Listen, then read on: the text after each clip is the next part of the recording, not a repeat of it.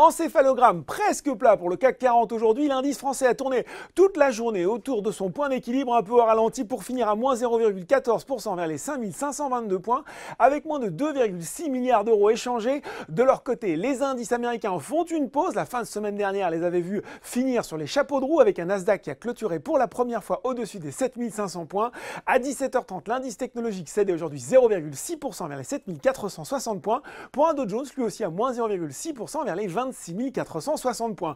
Du coup, il faut reconnaître qu'il n'y a pas grand-chose à se mettre sous la dent sur le marché français. Le secteur technologique était à la fête grâce notamment au relèvement des perspectives de croissance du fabricant autrichien de semi-conducteurs AMS. Résultat, Soitec termine en tête de hausse du SBF 120 devant ST Micro. Nokia progresse lui de près de 3%.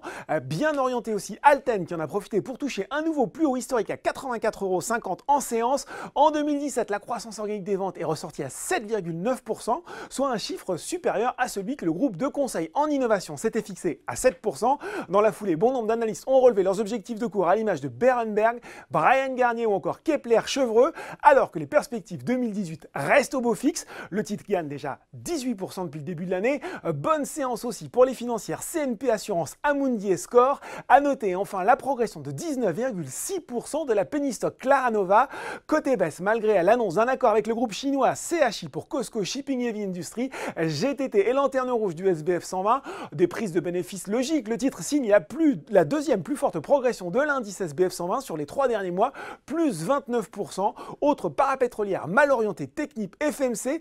À noter aussi dans le rouge, mais pas trop, Sanofi, moins 0,8%. Quelques jours après avoir annoncé le rachat de l'américain Bioverativ, le laboratoire français remet le couvert en s'offrant cette fois-ci la biotech belge Ablings pour 3,9 milliards d'euros. Le cours de cette dernière a grimpé de 18,5% aujourd'hui.